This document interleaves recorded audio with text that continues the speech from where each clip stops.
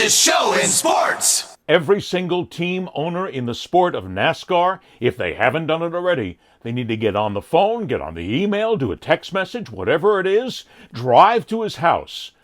But they need to thank Michael Jordan for not only changing the sport of NASCAR, but bringing it into the future. NASCAR has always been that sport where the people at the France family and NASCAR, they run it with an iron fist. It is their way or the highway. Okay, they're the ones that created it. I get that. But times change. They need to change with those times, and they need to make sure that the owners, the teams themselves, are set up for the future. That's what Michael Jordan has done with the antitrust lawsuit against NASCAR. The biggest thing with this to understand is NASCAR uses the term charters, where every of the owners gets a charter from NASCAR, which allows them to race and hold their teams. Think of it as franchises, okay? Think of it as just any other sport for a moment. NHL, NBA, Major League Baseball, NFL teams. Franchises, if you will. That's what they're doing. NASCAR grants them a franchise for an exceptional amount of money. But here's the key. Until Michael Jordan and this lawsuit came along, when the owner has their franchise and they have their agreement, it's not forever. It's not until they decide to do something with it. If NASCAR comes in and says, we're going to raise the price of your franchise, you got to pay. If not, you're out. So NASCAR still has an unfair advantage where they can basically kick anybody out if they want just by raising the price. Not that they would, because there's still a lot of people in there, a lot of teams that want to make money, want to race, so they're going to pony up the costs. It drives the costs upward, and a lot of teams simply can't make it anymore. Michael Jordan has changed everything because now they are permanent franchises. The owners now own them. NASCAR can't come back in and say, we're going to go ahead and charge you another $3, $4, $5 million, or you're going to lose your franchise. Can't happen anymore. That's one of the biggest things that could ever happen to this sport because it gives it some financial security going forward. The costs to be in NASCAR and to race at this level are astonishing, and they're only going to get worse. And these are teams that are now having to make decisions. Do they want to field 3 cars, 2 cars, 4 cars, whatever it is? I mean, the rich get richer in many simple ways, but you still have to make it so that the little guy can get in there and can at least have a shot. Otherwise, what you're going to have is sooner or later NASCAR will have maybe 5 teams, and they'll have all 40-plus spots. They'll have them locked up because they're the ones that control all the money. That's the next step. That's part of what the lawsuit has done. It has helped to set things up for the future. However, NASCAR's not done. That's the thing that we need to discuss. Because while the lawsuit is over, the franchises, the charters, they've all been set, and everybody can move forward now with plans for the future. NASCAR has to look at the future with a very heavy hand and a hard eye in some areas that need to be improved. Most people don't know this. Now, I get it. A lot of people who watch this show are probably in their 40s, 50s, 60s. So they certainly understand. There was a time when NASCAR was considered to be one of the top sports in America, as a matter of fact. Now, and this goes down to the stick and ball sports. It always used to be the top 4. Baseball, football, basketball, hockey. And I mean, women's basketball in there, whatever, but I'm still football, baseball, basketball, hockey. There are people who then added things like golf and tennis and soccer as being the 5th. Very few ever consider NASCAR because it's not a stick and ball sport. Most people look down on NASCAR and still look down on motorsports as just a bunch of rednecks who get together for the weekend at the track and drink beer. It's still what they think. But NASCAR had a chance there for a time when they were on the rise. I mean, there was even some talk that NASCAR could challenge the NBA, the NHL, Major League Baseball. And look, I get it. A lot of that talk came from people who, quite frankly, didn't have a freaking clue what they were talking about. But because of the popularity of NASCAR, because of the way it was growing, the television networks were making a spitload of money, the sponsors were getting involved, the races were big. I mean, it was at that precipice where they were going to get big. But then NASCAR screwed it up. NASCAR and the France family, basically came in with a heavy hand, and a lot of their competition issues, a lot of the rules changing issues, a lot of this drove drivers out of the circuit, of the sport. And the fans got tired of it. That's really even the biggest thing here. The fans got tired of it. And I got to tell you, me as a motorsports fan, yes, I am. I'm one of the few guys who actually knows other sports and is also a fan of motorsports. I got tired of it. I walked away. I stopped watching because it seemed like every time something went wrong, you change a rule. Okay, here, we got this happen this week, so let's change a rule. Let's improve it. Oh, wait. We missed this one. Let's go back in and change another rule. And I'm not going to get into the specifics here because everybody knows. It's just little tiny things, but the rules kept changing. Fans are going, stop! Stop! Stop changing the rules. And even I said to friends of mine in NASCAR who are connected to the sport, I said, guys, if you're going to change the rules, change them at the beginning of the season. But don't keep changing them in the middle of the year. When you're 10 races in and you're changing a rule, that's wrong. When you get down to the end and you're changing a rule, that's wrong. And I was told, oh, all we're doing is we're massaging the rules. No, you're not massaging anything. You're changing the rules. Fans got tired of it, and good for them.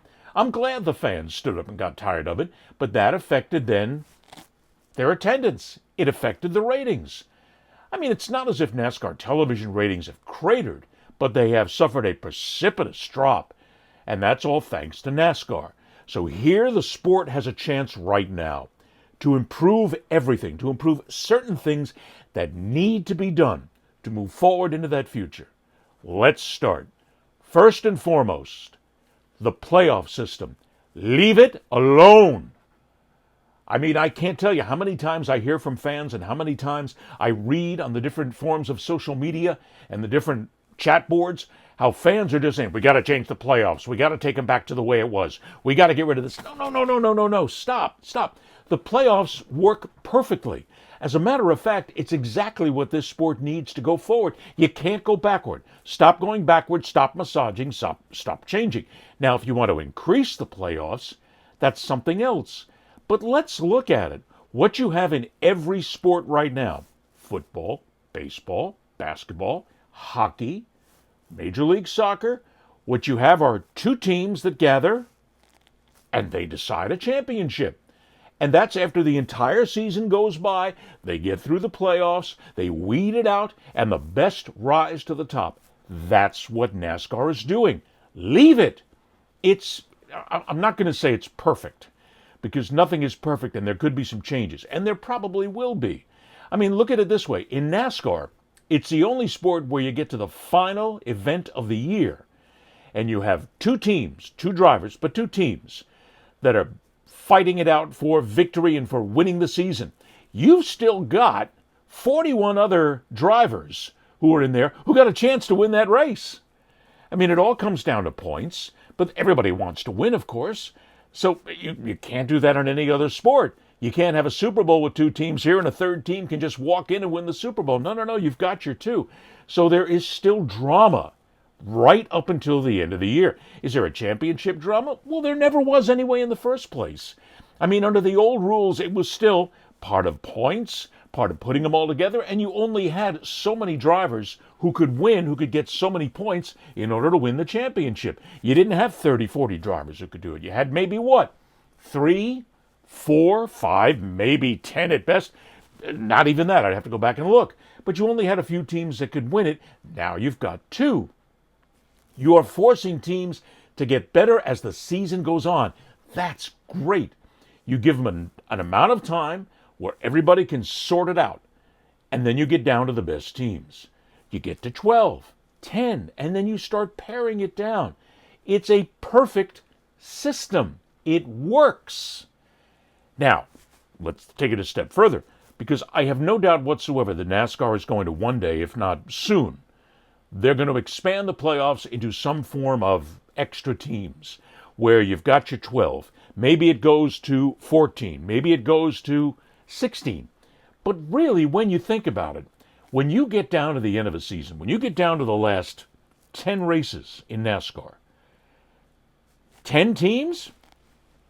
In the past, you haven't had 10 teams who could contend for a championship. When you get down to the last 10 races, you had maybe what, 4, 5 again.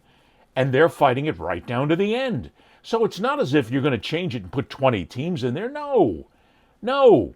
That's ridiculous at this point. It pushes teams and drivers to be better because they know they've only got so many races, so many games, and they got to get there, and then they're going to get to the 12. It creates excitement. It creates chances. It creates all sorts of ideas of people taking chances on the track because they know they got to get in. They got one shot. It works. So, keep the playoffs. Don't listen to the fans on this one. Hey, I'm a fan guy. I'm the one who always sits up for the fans in just about every sport. But in this case, fans, just sit back and enjoy it. It works. It's good. Don't look for changes. Number 2. NASCAR does an abysmally bad job on marketing their drivers, their athletes. The drivers are the face of this sport. And many of these drivers can walk down a street on a major city and nobody knows who the hell they are. In the NBA and the NFL, people sure the hell know who these players are. Certainly in Major League Baseball they do. And even the National Hockey League is getting better at it. Soccer does a terrible job of it as well when it comes down to marketing their players. But let's focus here on motorsports, on NASCAR. The players need to breathe. And I call them players. They're the athletes. And they are athletes. I've been through that many years over the past where people said drivers aren't athletes. Oh, bullshit. Of course they are. So you've got your athletes, and you need to present them to the fans. You need to get them out there. And not just on Coca-Cola commercials, and not just on insurance commercials, not just part of their sponsors. They need to do meet and greets. They need to get out there. Many years ago, I was part of a motorsports group that had the B.F. Goodrich Trans Am Series and the American Le Mans Series.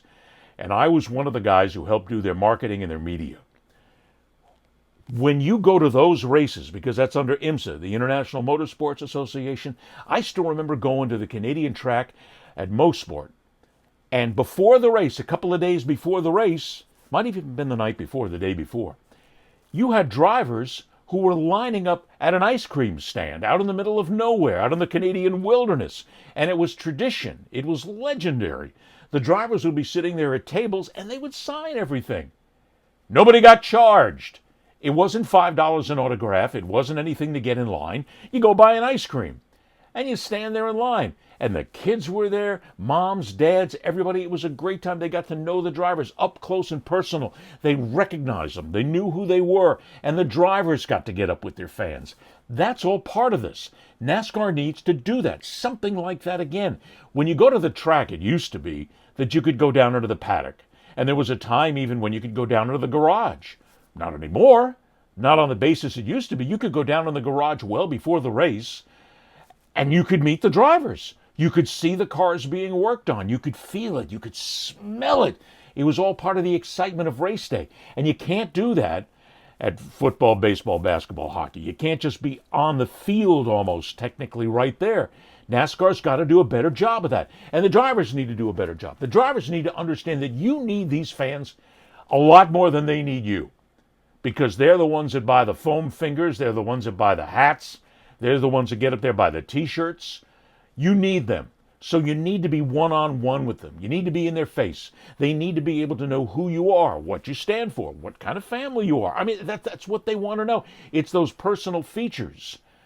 Look, when you go into a town anymore, when I worked in Boston, and we had a network affiliate in Boston, and I worked for the station there, I was hosting their nightly show. We used to go up and do to New Hampshire every year and do an entire show from New Hampshire, interviewing the drivers, the mechanics, doing features on the cars, doing things like this. But the other people at the network affiliates in Boston didn't do shit because they knew baseball and Red Sox, football and Patriots, hockey and Bruins, basketball and Celtics, and they didn't give a damn about anything else, even though there was a huge racing community in and around Boston. We used to service that, and people would come up to us and say, thank you. We used to let the drivers tell stories. We used to have them on the show in the studio. And that's all about the promotional level that NASCAR has got to get the drivers out there. Get them out in the public. Don't hide them. It's almost like NASCAR hides them. Ooh, let's sit over here. And the drivers don't want to be part of it either. You've got to promote. You got to promote the spit out of the sport with the drivers. Let them know who they are. Let people know that they're real people, that they've got wives, that they've got husbands, boyfriends, girlfriends, children, whatever. And yeah, have them autograph a T-shirt. Have them do something. Have them autograph a hat, whatever. If they're down in the. But get up close and personal with the people. That's important moving forward. That will make you more popular, and that will make fans thrive in being in that element. Last one. This is the one that most people in NASCAR don't want to touch. And I guarantee you there's going to be people who are going to be very upset at me for even bringing this up as a topic of discussion. Must do a better job when it comes to minorities and women in the sport. There is a level of racism and sexism that still exists in the garages, in the sport, in the owners, between the drivers, the mechanics. There is still that level of women don't belong in motorsports and sure as hell don't belong in NASCAR. And while they don't want to come out and say it out loud, there is an element of racism. There is an element of racism stands from the people there who don't like black drivers, who don't want Hispanic drivers, who don't want anybody that's not a good old-fashioned all-American from North Carolina or from California or from Ohio. Look, you can scream at me all you want and say that it's not true, but it is. And it also exists in the sport itself. NASCAR likes to crow that they're doing different initiatives to help bring women and minorities into the sport. And yeah, there are those that are there. But it's lip service, basically, is what it is. They have it there to be able to say that this is what we're doing and we're really trying. But in the end, they're not trying hard enough. NASCAR is a multi-billion-dollar sports organization. They need to take some of that money, a good deal of that money, more money than they're using now, to bring more women into the sport. There are some outstanding female drivers out there, and even at the local tracks, at the regional tracks, they get beaten down all the time because they're women. It's this whole male domination bullshit that's in there that says only men can be racers. Nonsense. There's excellent female drivers, but they're getting shoveled to the back because nobody wants them in there because we don't want women in the sport. Stop that. Bring them in. Help them. Do everything you can to make sure that they're part of the sport, because that's part of your fan base. And I hear this all the time from people going, oh, women always finish in dead last. They're not that good. Look at this driver and that driver. I'm not going to mention names and get into a pissing contest here. But the reason that happens is because many times they get shoved to the top. They want to put them in the major races just to say we've got women up there. And they're not being allowed to hone their craft at the lower ranks. And that hurts women in motorsports. NASCAR, get off your ass and do more to help more women be part of the racing structure. Also, there is racism in NASCAR, without question. I've heard it, I've seen it, especially when it comes down to Bubba Wallace, who's a very successful driver. This guy's a hell of a driver. But every time something happens with Bubba Wallace, go to social media sometime and look at all the racist notes that are put out there, the racist, seething hate. And there's always the indication that it's because he's black, he's a black guy, it's there. NASCAR needs to quash that. You need to stamp down on that. You need to make sure that it doesn't exist. And if there's people in your sport that are part of what's driving the racism in NASCAR right now, get rid of them. Toss them. I don't care who they are. Owner, driver, mechanic, head mechanic, guy who changes the tires, whatever. Get them out. Clean the sport out. Seriously. Because there are people who don't like the fact that there are blacks and Hispanics in racing. It still comes down to this all-American bullshit, where because it's driving and because it started in the South, and by the way, you know that most of the drivers are not from the South anymore. That's kind of a fallacy. They live in the South because that's where a lot of the garages are and where a lot of the teams are centered. But they're not from North Carolina anymore or South Carolina anymore. They're from all across America and even the world. So NASCAR has got to do a better job with initiatives making sure that black drivers, young black kids, male and female, young Hispanic kids, male and female, are introduced to the sport at the regional level and are helped in the sport. Help get them there. Help them move forward, because there's tons of roadblocks out there. Stop it. Be part of the solution. Be part of the answer. Don't just get out there and say, well, we have a black drivers program. But you just let it sit there and it basically just dies a quiet death. Do something that's going to bring them into the sport. Cultivate it. And your sport's going to be better. It's going to be stronger. You're going to have a wider fan base. America changes. NASCAR needs to change with America. This is not a bunch of good old boy beer drinkers anymore. At least it shouldn't be. Yes, I know. We still have them as sponsors. Sure, go ahead. It's all right. But this is not a bunch of simple rednecks anymore. Yeah, sure, there is still a redneck element in NASCAR, without question. Have you been to the infields before? Have you been to the races? There is a redneck element there. And in a lot of that redneck element, there's a bias against women and minorities, because they want to see white guys. As much as they can, they want to see more white guys in the race. Look, you can't change the fans overnight. You can't do that. That fan base is going to die out sooner or later, and it is right now. The fan base is waning. People are learning more. NASCAR is pulling in fans from across America and around the world who don't buy into that nonsense. But from their level of management and ownership, NASCAR needs to make sure that it's being cleaned out from the bottom up and from the top down, because the sport will be better for it. This is the future. NASCAR has now been pushed into it. It is still a major sport in America. It's never going to be one of the top 4, maybe not even the top 5. Who cares? It has its niche. It has its base. It has the fans who love it for what it is. It is the speed. It is the colors, the excitement, the sounds of the sport. I mean, come on, I get into this. I'm an old drag racer. I mean, I had a 69 Dodge Charger with a 440 that was an ass kisser. It was a killer. I mean, this thing used to put cars down on the street. Yes, I know. But the statute of limitations are gone right now. I can't get arrested anymore for it. We used to race on the street. We used to race at the drag strip. I used to go to NASCAR events, to IMSA events, to dirt track, motorcycle races. I love it. It's a part of what makes America roll. If you take all of motorsports and put it together, and that means all of the different variations of the sport and different racing, it might be one of the top 3 sports in America. But NASCAR is always going to be there as part of maybe the top 5 or the top 6. Fine, you don't have to be number 1. It is what it is. It attracts its own audience, and some of them are of the redneck variety. Not many anymore, but I mean, as you can see in the picture behind me, it's still all about guys and going out to the races and having a 20 or 30 beers. Fine, that's okay. But grow with the times. Grow NASCAR into something that is inclusive. Gee, I know there's a word that people hate to hear these days. It's almost a dirty word. Let NASCAR be as inclusive as possible, with women, with minorities, blacks, Hispanics, Indians, Native Americans, the whole bit. Bring them into the sport. Be stronger.